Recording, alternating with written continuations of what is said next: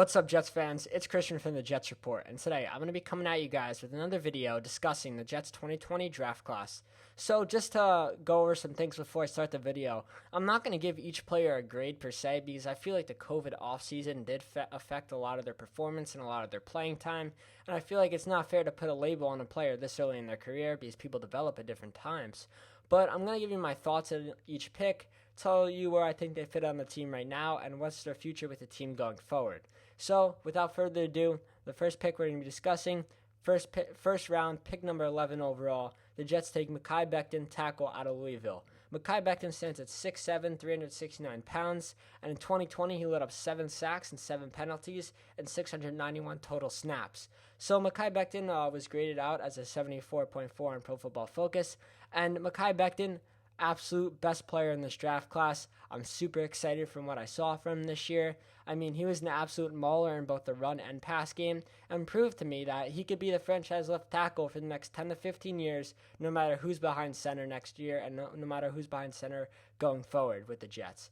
But Mekhi Becton, just judging by his 2020 tape, the Jets ran behind that left side line so much, and you just see Mekhi Becton pancaking and throwing people across and just like throwing them like toys. Now, he did have those rookie moments where he was going against a guy like Myles Garrett, per se, in the Browns game, where it was 50-50. I mean, sometimes Mekhi Becton was winning those matchups, sometimes Garrett was winning those matchups, but I'm super promising from what I saw because normally Myles Garrett just runs over tackles like it's nothing. But just in general, Mekhi Becton was a great pick. He was like in the midst of those top 4 tackles going in the draft with Thomas, Wills, Wirfs, and Becton. And Mekhi Becton was kind of deemed as the high-risk, high-reward guy of the bunch. And he really proved that the risk that Joe Douglas took on him was great, and he's living up to his high ceiling that a lot of draft experts said he had. So moving on to the second pick, I want to discuss Denzel Mims, wide receiver out of the Baylor, who was taken with the 59th overall pick. Denzel Mims stands at 6'3", 215 pounds, and he graded out as a 69.4 on Pro Football Focus, while he recorded 23 receptions for 357 yards and 0 touchdowns. Just going off those stats, people say it was a disappointing season, and I could see where they're coming from. He didn't put up those great stats, but he missed the first 7 to 8 games with a hamstring injury, and when he was on the field, Adam Gase barely targeted him. It was like a disgusting number, like 3 targets a game. I mean, Denzel Mims, when you're a losing team, you want to play your young guys. You want to target your young guys. And Denzel Mims definitely warranted those targets. And I feel like he should have been targeted upwards of 6 to 7 times a game at least. Give the man his opportunity. But when he did catch the ball, he showed a lot of promise. He showed his great range and his great athleticism. I mean, anywhere the ball was thrown, he's going up there with that long reach and grabbing it. And he had a lot of great plays down the sideline when Sam Darnold was actually able to push the ball downfield. It was more Joe Flacco because Sam Darnold he's not the style quarterback that Denzel Mims can benefit from. But Denzel Mims really showed chemistry with Joe Flacco because Joe Flacco's ability to push the ball down the field better than Sam Darnold. And he made some great over-the-shoulder plays, great fading plays. And while he didn't reach the end zone, he did get a 2-point conversion. And I feel like I think he's going to break out next year. I could definitely see him being an 1,000-yard receiver in the right system with a right quarterback. I mean, Zach Wilson fits him perfectly. Zach Wilson can fling the ball like any other, and I feel like Denzel Mims can really benefit from that. I think Denzel Mims can be a 1,000-yard receiver in the future and a great end zone threat who could win 50-50 balls.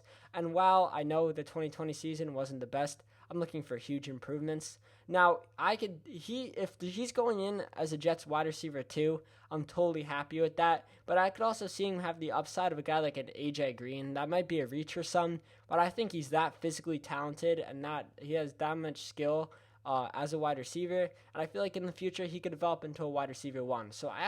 Sorry, my camera cut out there, but I was just finishing discussing Denzel Mims. So now moving to the third player of the Jets draft class, Ashtyn Davis, safety out of Cal, who's taken with the 68th overall pick in the 3rd round. Ashtyn Davis stands at 6'1", 200 pounds, and recorded 29 solo tackles, 17 receptions allowed, and 0 interceptions, while recording a 53 Pro Football Focus grade. Now, not going to lie to you, at the time, I was a little sketchy of this Ashtyn Davis pick because we still had Jamal Adams and Marcus May on the roster, and the Jamal Adams trade rumors haven't really circled and they weren't really too serious yet. So this pick was not my favorite at the time because I feel like we could have attacked other needs like edge or corner. But Ashtyn Davis proved his value on the defensive side of the football and the special teams side of the football, where he was really playing all over the field as a slot corner, at the line, in the box. He even played some outside and primarily safety. But he's just an athletic freak. He's got a crazy vertical, crazy speed. I mean, he just flies around the football field. And he's an underrated hitter. He could definitely lay a hit on someone for his size. And he was also a valuable member of the special teams in both punt and kick coverage. So, for a third-round guy, he proved his role in the team in the first year. He was playing all over the place. And I like where you could use him in different packages. And I feel like a guy like Robert Saleh and Jeff Ulbrich can really have a lot of fun with him. Well, I would definitely want the Jets to bring in at least another safety this offseason because Bradley McDougald is becoming a free agent. And maybe have Ashton Davis as like a third safety. I mean, if Ashton Davis is starting next year, I'm definitely not concerned. That's definitely not like a positional weakness. But I don't know how completely comfortable I feel with him. But I feel like overall it was a good pick, and I'm excited to see how he improves. And I feel like he could really have a lot of high upside as a really athletic guy on both special teams and defense. So ''moving on to the fourth selection in the Jets draft class, Jabari Zuniga, edge out of Florida. He's taken with the 79th pick in the third round, and he stands at 6'4", 246 pounds. Not going to lie, this pick got ugly. Zuniga didn't really play. I don't know if he was banged up or he wasn't really ready to play, but he recorded only 3 solo tackles, 0 sacks, and 0 forced fumbles in just like over 100 snaps played, so not a lot of sample size, and he recorded a whopping 33 Pro Football Focus grade. So I feel like it's it's kind of unfair to judge Zuniga right now because maybe he wasn't ready for the NFL. He didn't have that offseason. I mean, there's a lot of reasons that could have went into it. He didn't really have any off-the-field problems, so that's not a huge issue. It's not really related to that. But I know a lot of people, when they see this name, they're thinking of the other edge we took like 1 or 2 years ago, Jachai Polite out of Florida, who was an absolute mess. Also took him in the third round. But I'm not too concerned about this pick because we knew about Jachai Polite's off-the-field problems, and I don't really want to compare Zuniga to Jachai Polite.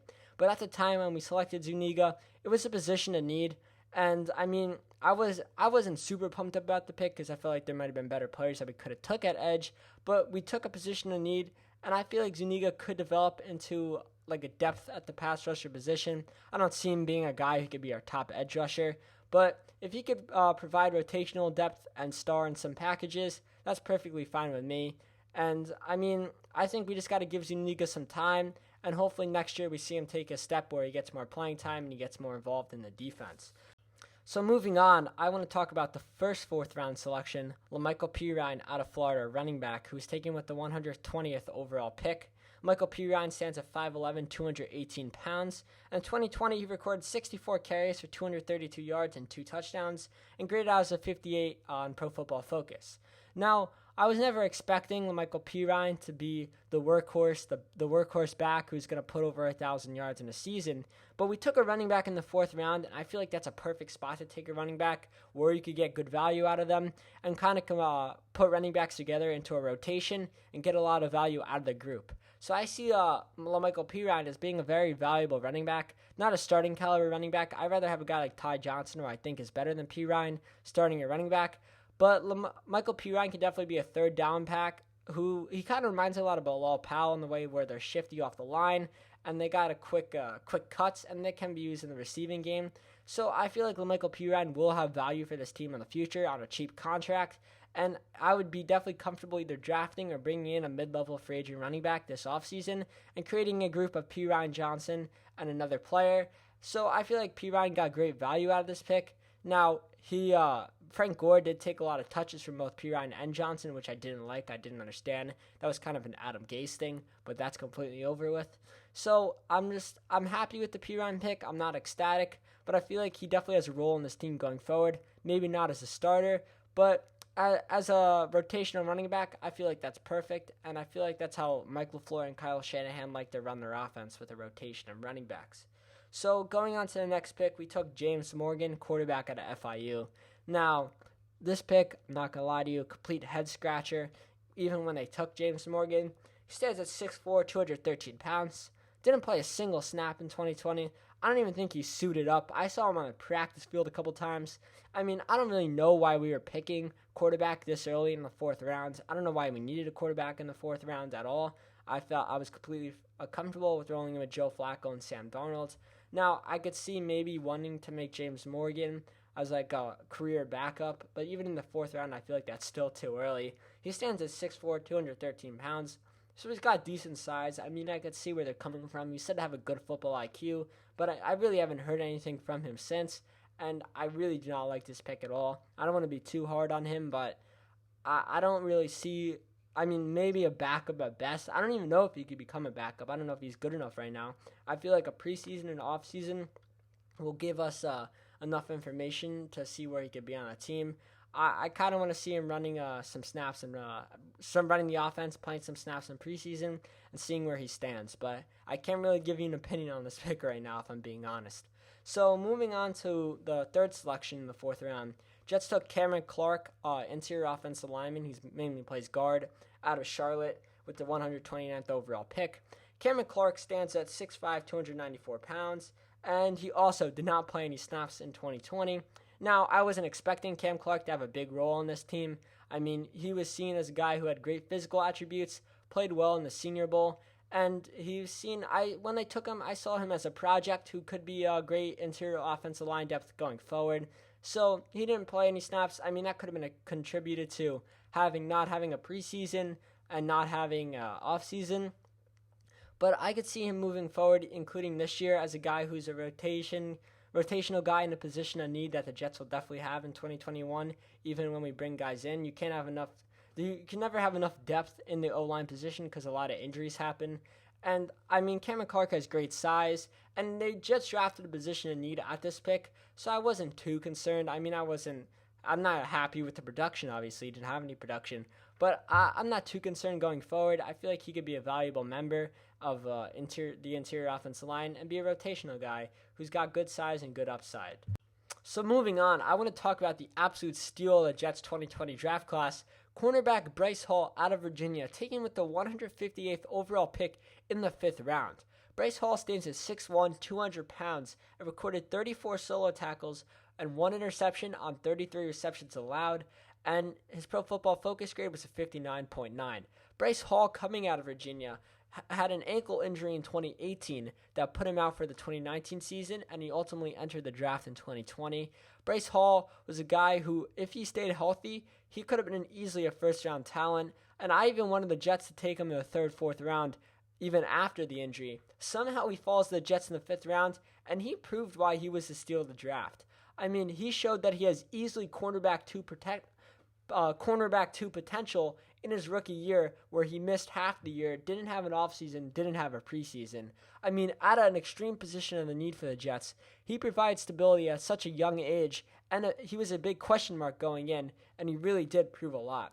I'm super excited to see what he does with a Robert Saleh defense. Now, I'm not comfortable having him as the cornerback 1 just yet, but Robert Saleh has proven to develop corners in his time in San Francisco, where he developed guys like Jason Verrett and Isaiah Witherspoon. And I'm looking for him to really improve Bryce Hall, and hopefully Bryce Hall could develop into a cornerback 1 with more time, more experience, and maybe another offseason. But overall, I mean, super pumped up about this pick. He's honestly one of my favorite picks out of this draft class next to Mekhi Becton, and I'm super excited of what he can do in the future as a Jet.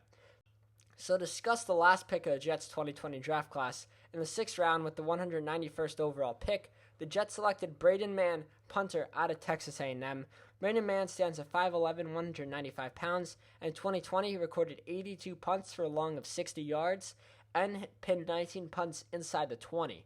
Now, Braden Mann graded out as a 64.4 in Pro Football Focus, and a lot of people might have been scratching their heads, why would we take a punter in the 6th round? You could sign those guys as undrafted free agents. But the Jets went out, they took the best player at a position, they insured a starter, and now while Braden Mann didn't have an insane top 5 punter year, he was in the top 20, top 15 in some categories. But I mean, I only see him improving from here. He's got great leg talent, and he's also not afraid to make a tackle. I mean, he might have cost the Jets Trevor Lawrence because he made that tackle in the Rams game. But other than that, jokes aside, I mean, he could show a lot of upside and a lot of future as a punter. And I mean, he's going to be on a cheap deal, and the Jets are going to have him. And I could see him being the punter for the next decade and improving each year. I mean, he's got a monster leg, and I could see him even being a Pro Bowler in the future.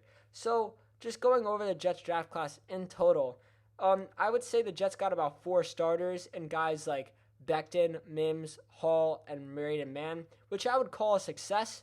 And then they also got some key depth pieces like LaMichael Piron and Ashtyn Davis. And they also have 3 unproven guys who played very limited numbers of stats or didn't play at all, and Zuniga, Morgan, and Clark. Now, I could see all these guys developing and playing better with the full offseason and a full preseason and a better coaching staff.